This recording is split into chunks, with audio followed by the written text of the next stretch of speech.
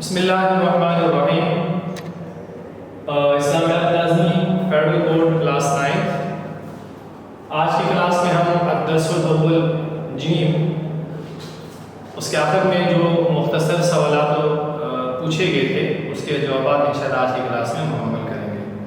تو آپ بچے اپنے سامنے اپنی کتابیں کھول لیں تاکہ ہم پہلا سوال پڑھیں اور اس کے بعد اس کا جواب مکمل کریں۔ تو الدرس الاول جیم اس رکوع کے اندر آیت نمبر 20 سے لے کر آیت نمبر 28 آیات ہم نے مکمل کی، ترجمہ پڑھا، الفاظ معنی پڑھ لیے۔ آج کی کلاس میں ہم اس کے آخر میں دیے گئے سوالات کے جوابات مکمل کریں گے۔ جیسا کہ آپ دیکھ رہے ہیں کہ اس کے آخر میں اول جو سوال ہے، سوال الاول وہ ہے شر الدواب سے کیا مراد ہے۔ تو یہ پہلا سوال ہے ہمارا آج کا، سوال نمبر 1، شر الدواب۔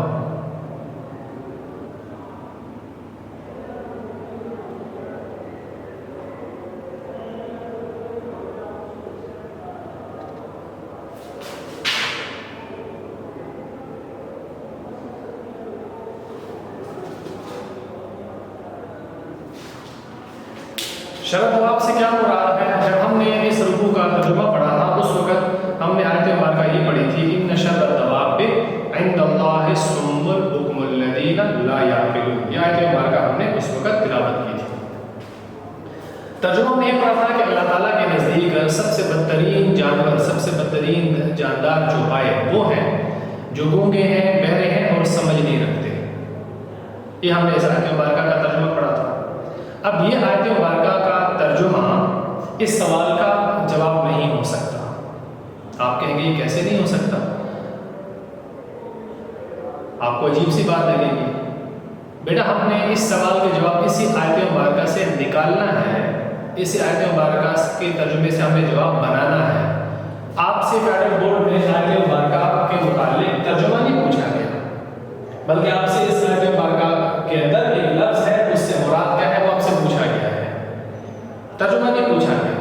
اگر آپ صرف پورا اس کا ترجمہ لکھ دیں گے، جیسے کہ بعض جگہ میں نے دیکھا پیپر چیک کرتے وقت بھی اور بعض اسکولز میں بھی دیکھا کہ یہی اس کا ترجمہ لکھوا دیا جاتا ہے، جبکہ یہ نامکمل جواب ہے۔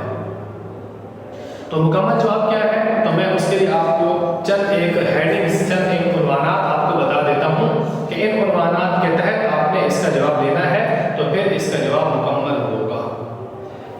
جی عنوانات یہ ہیں کہ سب سے پہلے آپ نے لفظ شر کی تشریح کرنی ہے، لفظ الدواب کی تشریح کرنی ہے، ایک ایک عنوان لکھ کے اس کی وضاحت 1-2 لائنوں میں، ہر لفظ کے الگ الگ ایک وضاحت، اور پھر دونوں کو ملا کر اس کا معنی کیا بنتا ہے، اور پھر اس کی اصطلاحی معنی کیا ہے، یا یہ کہ اس سے مراد کیا ہے۔ یعنی یہ کہ اس سوال کے جواب میں آپ نے کم از کم 3 ہیڈنگز بنائی۔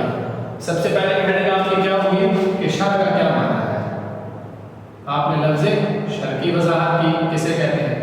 پھر دوسرا آپ نے الدواب کی تشریح کی کہ الدواب کسے کہتے ہیں۔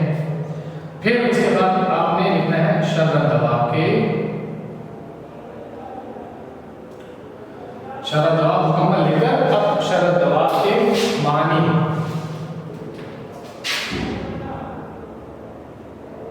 اس لفظ کی معنی کیا ہوئی آپ نے وہ بتانے ہیں۔ پھر آپ نے چوتھے نمبر پر لکھنا ہے کہ شر الدواب سے مراد۔ اب آپ آگے اپنے جواب کی طرف۔ آپ نے ان 3 یا 4 سٹیپ میں سب سے پہلے آپ نے لفظ شر کی وضاحت کرنی ہے کہ شر کسے کہتے ہیں، بدتر یا بدترین کو کہا جاتا ہے۔ الدواب یہ دابۃ کی جمع ہے، اس کا معنی جانور یا چوپائے ہوتے ہیں، اور شروع میں الدواب جو استعمال ہوا تھا یا شروع ہوا تھا یہ لفظ آتا ہے الذی یدب علی الارض، ہر وہ چیز جو زمین پر چلتی ہے اس کو کہا جاتا تھا۔ بعد میں یہ لفظ خاص ہو گیا صرف جانوروں یا چوپاؤں کے لیے۔ تو یہ دواب کیا میں تشریح کی، اس کے بعد آپ نے بتانا ہے کہ شاید دواب کا ملا کر معنی کیا ہوا، تو بدترین جانور یا بدترین چوپائے، یہ اس کا معنی ہوا۔ اب آپ نے بتانا ہے کہ اس سے مراد کیا ہے۔ بعض بچے صرف شر دواب کے معنی کرتے ہیں، بدترین جانور، بدترین جاندار، بدترین چوپائے، سمجھتے ہیں کہ ہم نے جواب مکمل کر لیا، تو ہرگز ایسا نہیں ہے۔ آپ سے سوال میں مراد پوچھا گیا ہے، معنی آپ نے بتا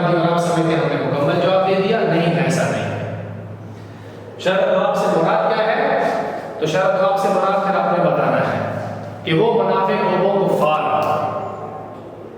جو اللہ تعالیٰ کی بات کو سنتے ہیں، سمجھتے ہیں اور اس کے باوجود اس پر ایمان نہیں لاتے، اس پر یقین نہیں رکھتے، اس کو مانتے نہیں ہیں، تو اس سے مراد وہ کفار اور وہ منافقین ہیں۔ اب آپ نے اس کا جواب مکمل کر دیا۔ بات سمجھ آ گئی بیٹا آپ سب کو؟ میں تھوڑا سا آپ کو بتا دیتا ہوں۔ شر کے معنی بدترین اور دواب دابتن کی جمع ہے، اس کے معنی جانور اور چوپائے، اور یوں شر دواب کا ملا کر مانا ہوا بدترین جانور بدترین چوپائے۔ اصطلاحی معنی میں یا مراد میں وہ لوگ ہیں جو مذاہب سنتے ہیں، بولتے ہیں، مگر اللہ تعالیٰ اور اس کے رسول صلی اللہ علیہ وسلم کی بات نہ ماننے کی وجہ سے گویا وہ گونگے اور بہرے اور ناسمجھ کہلائے، یعنی اللہ تعالیٰ کی طرف سے جو حق ظاہر ہے اس کو مانتے نہیں ہیں، اس کا انکار کرتے ہیں، اس وجہ سے وہ گونگے نظر آئے، اللہ تعالیٰ کی نظر میں وہ لوگ گونگے کہلائے۔ تو یہ ہے ہمارے پہلے سوال کا جواب، شر دواب سے مراد کیا ہے۔ امید ہے پہلا سوال آپ کو اچھے طریقے سے سمجھ آ گیا ہوگا۔ تو یہ آج کا ہمارا پہلا سوال ہوا اس رکوع کا۔ اب اس رکوع کے دوسرے سوال کی طرف چلتے ہیں۔ تو اس رکوع کے آخر میں دیکھیے گا دوسرا سوال کیا ہے۔ سورۃ الانفال کی آیات میں کیا انفال کی آیات میں خیانت سے کیا ہو رہا ہے؟ تو ہمارا سوال میں کیا ہوا؟ خیانت سے مراد، میں مختصر لکھ رہا ہوں، ویسے آپ سوال پورا ہوگا کہ سورۃ انفال کی روشنی میں خیانت سے کیا مراد ہے۔ میں یہاں پر مختصر لکھ رہا ہوں خیانت سے کیا مراد ہے۔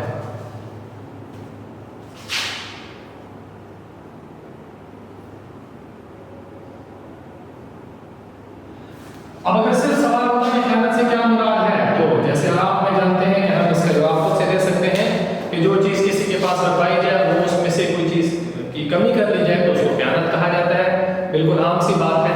مگر یہاں ہمیں بتانا ہے سورہ انفال کی روشنی میں خیانت سے کیا مراد ہے۔ اب ہم اس رکوع کی طرف جاتے ہیں، ہم نے رکوع میں کیا پڑھا تھا؟ یا ایھا الذین آمنوا لا تخونوا اللہ والرسول وتخونوا اماناتکم وانتم تعلمون۔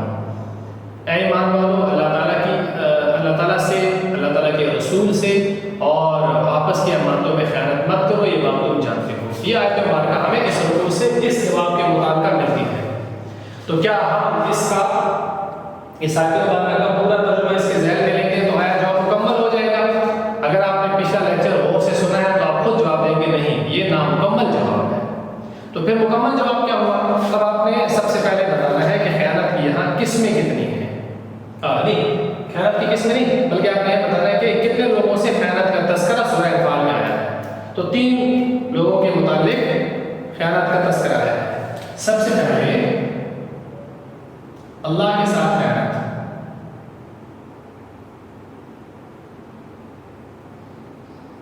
نمبر 2 رسول صلی اللہ علیہ وسلم سے خیانت،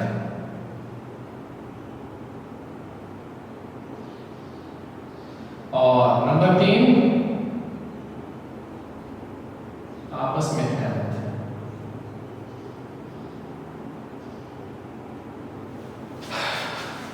اب آپ نے بتانا ہے اللہ تعالیٰ سے خیانت، رسول سے خیانت، آپس میں خیانت۔ اللہ تعالیٰ سے خیانت کیا مطلب؟ آپ کو معلوم ہے کہ خیانت ہمیشہ امانت سے ہوتی ہے، خیانت امانت میں سے خیانت ہوتی ہے۔ تو آپ نے بتانا ہے کہ اللہ کی امانت کیا ہے، رسول کی امانت کیا ہے، اور آپس کی امانتیں کیا ہوتی ہیں، اور پھر اس میں سے آپ خیانت بتائیں گے کہ یہ باتیں، یہ چیزیں خیانت کہلاتی ہیں۔ تو اللہ کی امانت اللہ تعالیٰ کے احکامات ہیں، جو ہمیں اللہ تعالیٰ نے کام کرنے اور نہ کرنے کو کہا ہے وہ اللہ تعالیٰ کی امانت ہے، اور اس کی نافرمانی کرنا، اس کے مطابق نہ چلنا، اس کو نہ ماننا، یہ بھی اللہ تعالیٰ سے خیانت کہلاتا ہے۔ نمبر 2 رسول کریم صلی اللہ علیہ وسلم نے جو کام ہمیں کرنے کو کہے ہیں، ہمیں جو کام کرنے کو کہے ہیں، یعنی اپنی زندگی، آپ نبی کریم صلی اللہ علیہ وسلم کی جو سنت زندگی تھی اس کے مطابق اپنی زندگی کو بسر کرنا، گزارنا۔ جیسے قرآن کی ایک آیت میں آتا ہے وَمَا آتَاكُمُ الرَّسُولُ فَخُذُوهُ وَمَا نَهَاكُمْ عَنْهُ فَانْتَهُوا، جو تم کو رسول دے اس کو لے لو، اور جس سے منع کرے اس سے رک جاؤ۔ اب نبی کریم صلی اللہ علیہ وسلم نے ہم نے جو کام ہمیں کرنے کو کہے ہیں وہ امانتیں کہلاتی ہیں، اور اس کی خلاف ورزی کرنا، آپ نبی کریم صلی اللہ علیہ وسلم کے طریقے سے ہٹ کر اپنی منمانی کی یا غیروں کے مطابق اپنی زندگی بسر کرنا، یہ رسول کی امانت میں سے خیانت کہلاتی ہے۔ اور آپس کی امانتیں وہ دو قسم کی ہوتی ہیں۔ ایک امانت ہو کہ جو بہت مشہور ہم عام طور پہ سمجھتے ہیں کہ مجھے کسی نے کوئی چیز دی، آپ اس کو پاس رکھیں اور میں جب اس کو لوٹاتا ہوں اس میں کمی بیشی کر دیتا ہوں، اس میں سے کوئی نقصان کر دیتا ہوں، کوئی ضائع کر دیتا ہوں، کچھ لے لیتا ہوں، کچھ دبا لیتا ہوں، تو یہ میں نے امانت میں خیانت کی، اور یہ ظاہر معنی سے یہی ہے۔ ایک دوسرا معنی اس کا آپس کے خیانت میں کا یہ بھی ہے کہ میرے ذمہ کچھ حقوق ہیں، میرے والدین کے، میرے گھر والوں کے، میرے بچوں کے، میرے بیوی کے، میرے رشتہ داروں کے، میرے پڑوسیوں کے، میرے شاگردوں کے، میرے اساتذہ کے، تو یہ جو آپس میں حقوق ہوتے ہیں یہ بھی امانتیں کہلاتی ہیں۔ حق ادا کرنا یہ امانت ہے۔ اگر میں ان حقوق کی ادائیگی میں کمی کرتا ہوں تو یہ میں خیانت کر رہا ہوں۔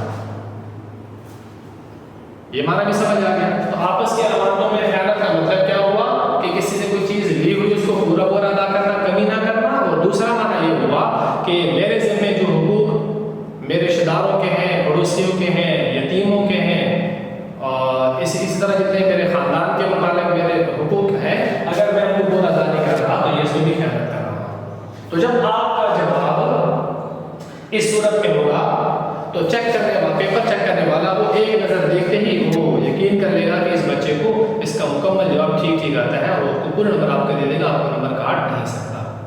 لیکن اگر آپ نے وہی ایک آیت مبارکہ کا صرف ترجمہ لکھ لیا تو بیٹا وہ بات میں آپ کو پہلے بتا چکا ہوں کہ آپ سے شارٹ کوسچن کا جواب پوچھا گیا، آپ سے آیت مبارکہ کا ترجمہ نہیں پوچھا گیا۔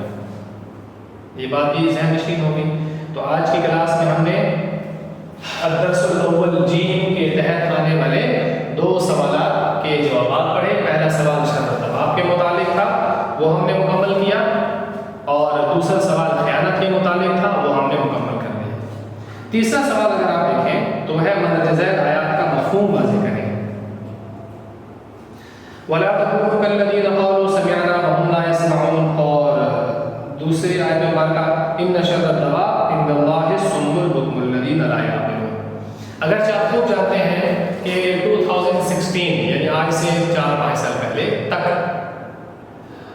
یہ جو حصہ تھا اس سے بھی سوال آیا کرتا تھا، یہ پوچھا جاتا تھا، مگر اب یہ حصہ بورڈ کے پیٹرن کے مطابق ختم کر دیا گیا ہے، لہٰذا اس حصے میں سے سوال نہیں پوچھے جاتے۔ لیکن چونکہ آپ کو پڑھا رہا ہوں تو اس کے جواب بھی بتا ہی دیتا ہوں، اگرچہ یہ امتحانی نقطۂ نظر سے یہ سوال آپ نہیں پوچھا جاتا۔